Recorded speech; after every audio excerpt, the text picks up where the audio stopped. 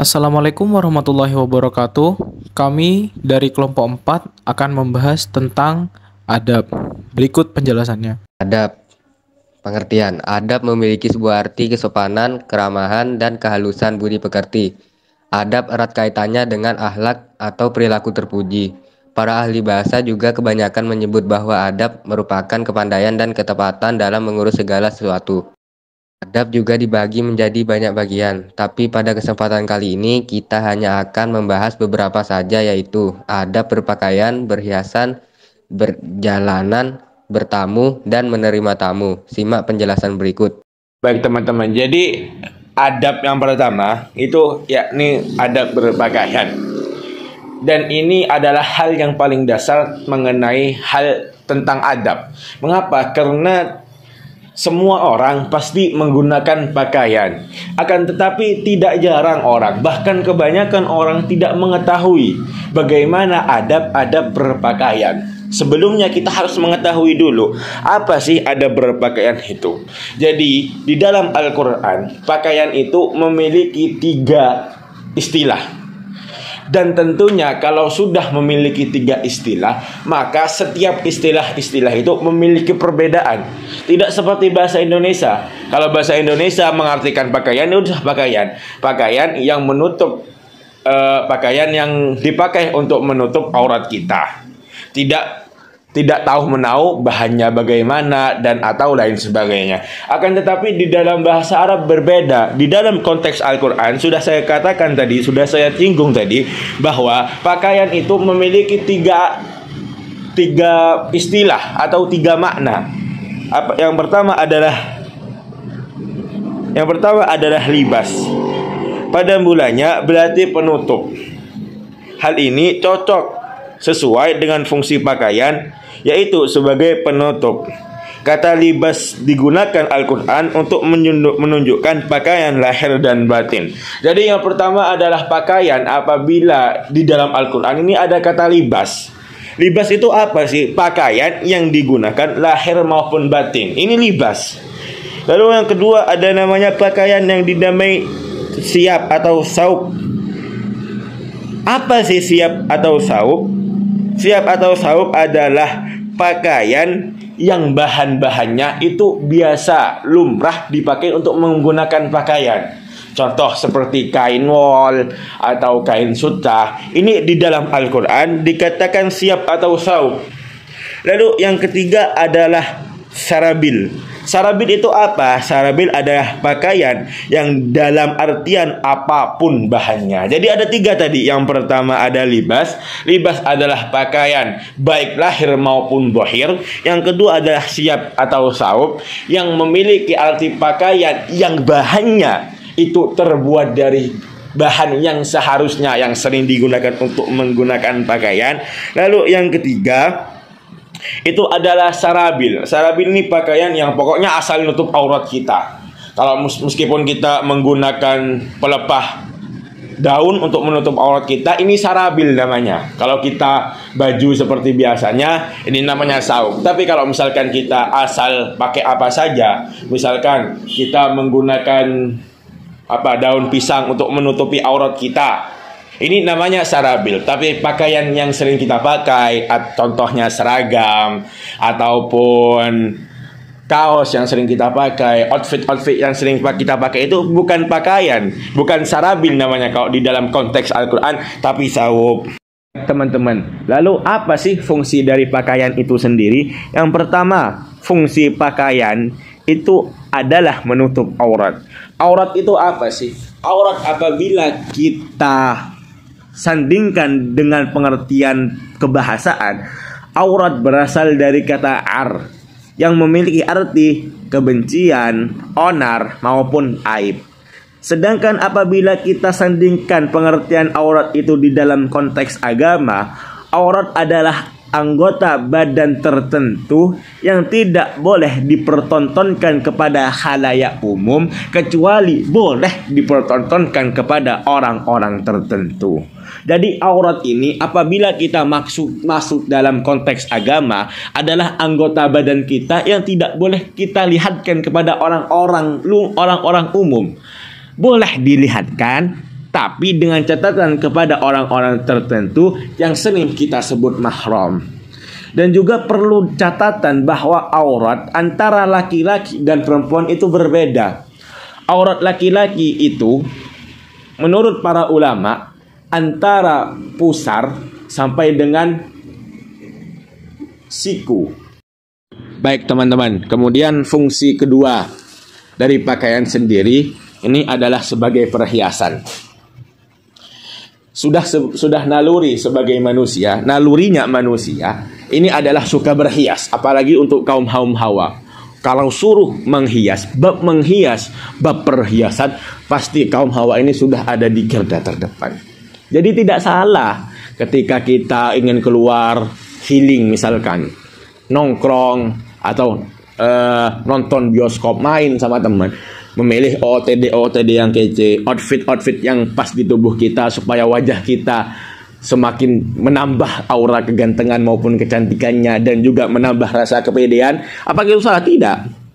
Bahkan Nabi Shallallahu Alaihi Wasallam pernah ditanya oleh sahabat, wahai Nabi, apakah orang yang suka keindahan, bajunya indah, kaos kakinya indah, semuanya indah, apakah termasuk keangkuhan? Nabi Shallallahu Alaihi Wasallam bersabda, Innallaha jamil yuhibbul jamal.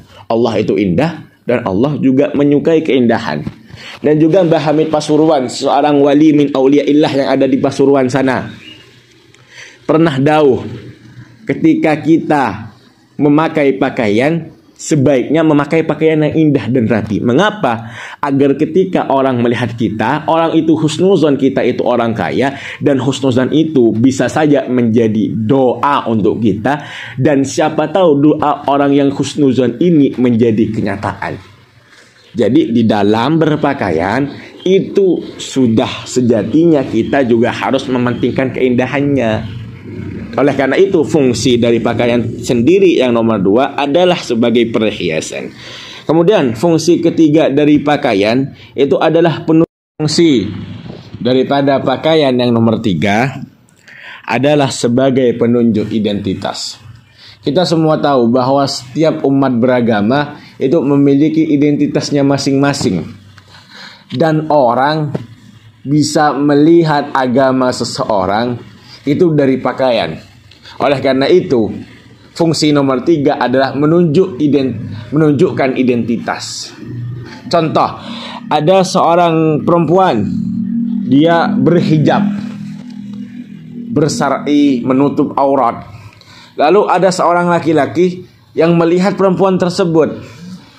Dia tidak mengetahui agama si perempuan tersebut, tapi si laki-laki ini mengira bahwa si perempuan tersebut adalah seorang muslim, seorang yang beragama Islam. Mengapa? Apa dasarnya orang mengatakan demikian? Karena pakaiannya. Jadi bisa disimpulkan bahwa pakaian ini fungsinya yang nomor 3 adalah sebagai penunjuk identitas. Dan identitasnya seorang muslim dan muslimah ini ada di pakaiannya. Seperti muslimah mengenakan hijab, seorang muslim mungkin sering mengenakan sarung, mengenakan jubah dan lain sebagainya. Dan ini sudah menjadi identitas bagi seorang muslim dan juga muslimah. Yang kedua adalah adab berhias. Pertama, pengertian adab berhias. Berhias dalam ajaran Islam bertujuan untuk ibadah dan mencari ridha Allah. Berhias dalam bahasa Arab disebut tazayyana yatazayyanu.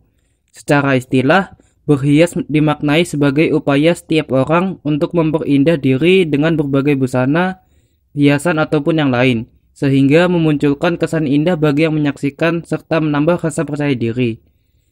Pada hakikatnya, berhias itu dikategorikan sebagai akhlak terpuji, selama tidak bertentangan dengan prinsip dasar Islam.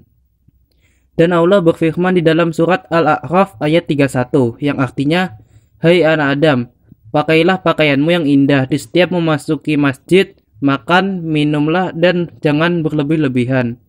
Sesungguhnya Allah tidak menyukai orang yang berlebih-lebihan. Quran surat Al-A'raf ayat 31. Nabi Muhammad SAW juga menyampaikan bahwa sesungguhnya Allah itu indah dan menyukai keindahan.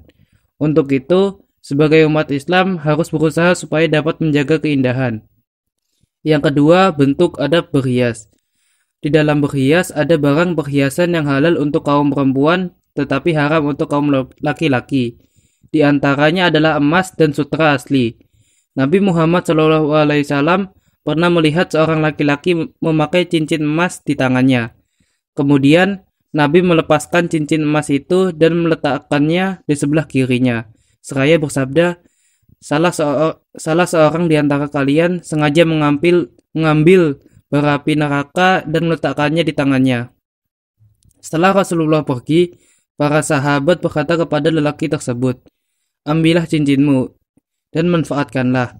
Lelaki itu menjawab, "Tidak, demi Allah, aku tidak akan mengambilnya." Setelah Rasulullah SAW mencampakkannya. Hadis riwayat Muslim.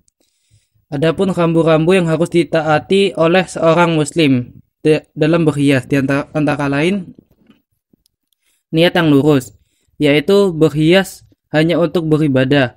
Artinya segala bentuk kegiatan berhias diorientasikan sebagai bentuk syukur atas nikmat dan bertujuan untuk mendekatkan diri kepada Allah.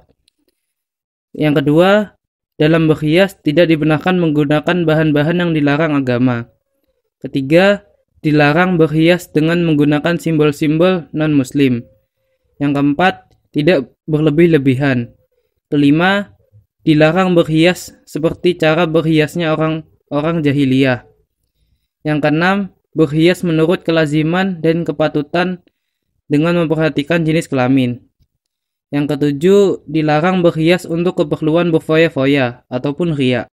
Di Al-Quran juga dijelaskan tentang etika berhias sebagaimana ditegaskan dalam firman Allah berikut, yang artinya, "Dan hendaklah kamu tetap di rumahmu dan janganlah kamu berhias dan bertingkah laku seperti orang-orang jahiliyah yang dahulu. Dan dirikanlah salat, tunaikanlah zakat, dan taatilah Allah dan Rasul-Nya. Sesungguhnya Allah bermaksud hendak menghilangkan dosa dari kamu. Hai ahlul bait, dan membersihkan kamu sebersih-bersihnya." Quran Surat Al-Ahzab ayat 33. Nilai yang ketiga, nilai positif adab berhias. Seorang muslim ataupun muslimah yang berhias atau berdandan sesuai ketentuan muslim, maka sesungguhnya telah menegaskan jati dirinya sebagai mukmin ataupun muslim. Seorang yang berhias secara islami akan merasa nyaman dan percaya diri dengan dandanannya yang telah mendapatkan jaminan halal secara hukum. Sehingga apa yang dilakukan akan menjadi motivasi untuk menghasilkan karya yang bermanfaat bagi sesamanya. Tidak menimbulkan keangkuhan atau kesombongan karena dandanannya. Karena keangkuhan dan kesombongan merupakan perangkap setan yang harus dihindari. Berhias secara islami akan memberikan pengaruh positif dalam berbagai aspek kehidupan. Karena niat berhias adalah untuk ibadah, maka segala aktivitas berhias yang dilakukan seorang muslim akan menjadi jalan untuk mendapatkan barokah dan pahala dari Allah. Biasakan adab berhias. Islam mengajarkan untuk hidup secara wajar, berpakaian secara wajar, berhias secara lazim, jangan kurang dan jangan berlebihan. Ada beberapa hal yang diharamkan dalam perhiasan.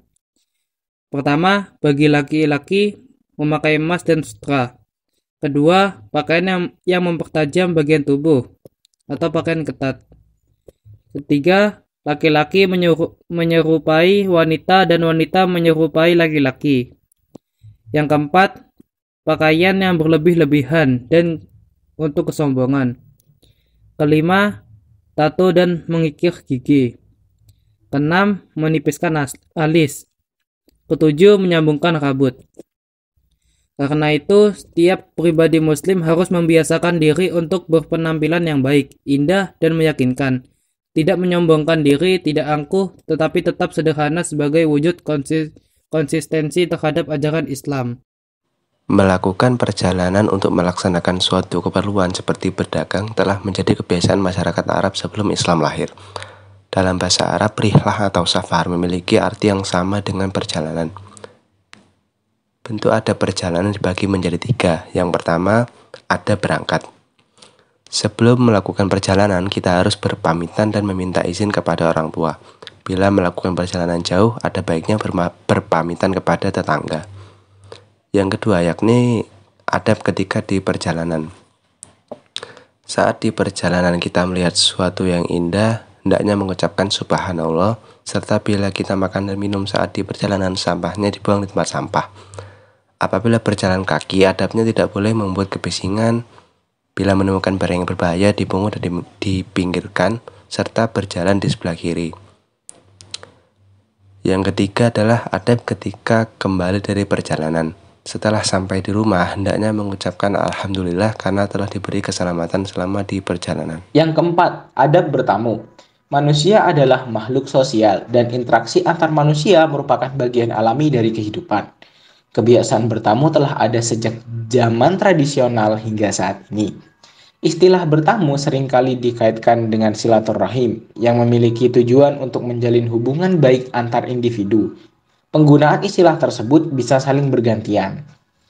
Bertamu atau silaturahim selain dianjurkan oleh ajaran agama juga merupakan tradisi sosial yang penting untuk dijaga. Melalui kegiatan bertamu, hubungan kekerabatan dapat terjalin dan kerjasama dapat dibangun. Membantu dalam mengatasi berbagai masalah dalam kehidupan, terkadang seseorang bertamu dengan tujuan serius, seperti mencari solusi untuk masalah sosial yang aktual. Namun, ada juga saat-saat di mana seseorang bertamu hanya untuk kunjungan santai setelah lama tidak bertemu atau sekedar singgah sejenak. Dalam bertamu, terdapat tata cara dan adab yang penting untuk menjaga hubungan yang baik. Islam memiliki aturan-aturan tertentu seperti 1. Pilih waktu yang tepat. 2. Ketuk pintu atau bunyikan bel. 3. Jika tuan rumah wanita, tamu pria sebaiknya tidak masuk ke dalam rumah.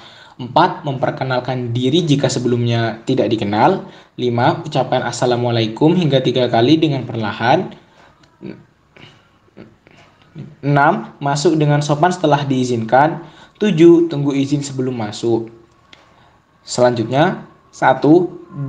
Duduk di tempat duduk yang ditunjukkan oleh tuan rumah dengan santun. 2. Sampaikan maksud dengan bahasa yang sopan. 3. Makan dengan sopan jika disajikan makanan.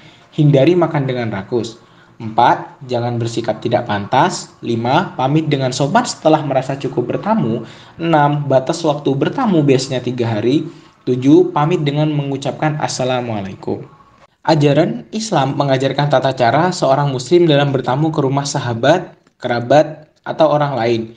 Prinsip-prinsip adab bertamu jika diterapkan dengan baik memiliki manfaat besar bagi tamu dan tuan rumah. Di antaranya, 1. Menumbuhkan sikap toleran. Bertamu dengan baik dapat mengembangkan sikap toleransi terhadap orang lain dan menghindari paksaan, tekanan, serta intimidasi. Islam menentang kekerasan dan mendorong pendekatan yang persuasif dan hormat.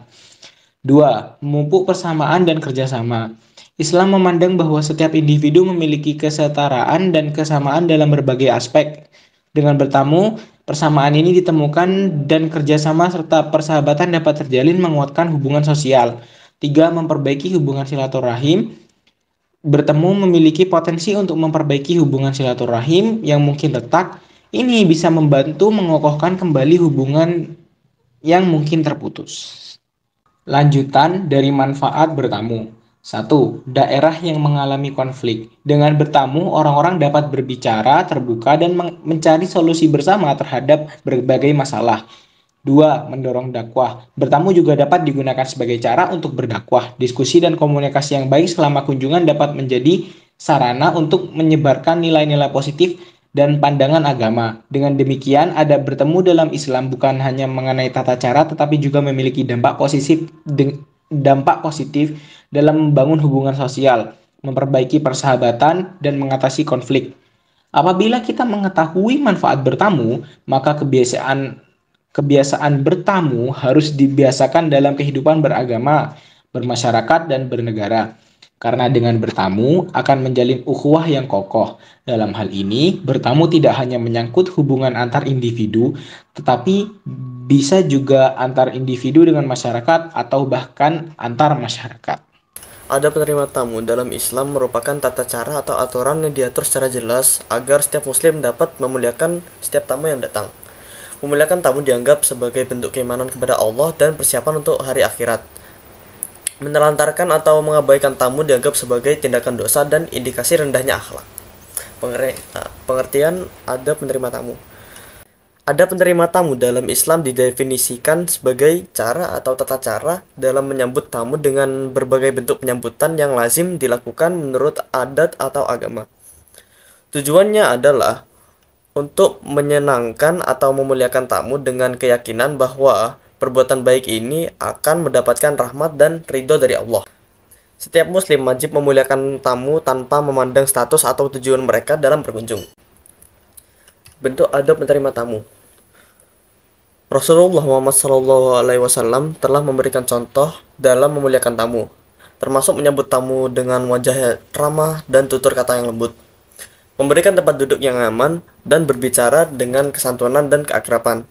Sebagai contoh, ketika Adi bin Hatim, seorang musuh, datang ke rumah Rasulullah, beliau menyambutnya dengan sangat ramah.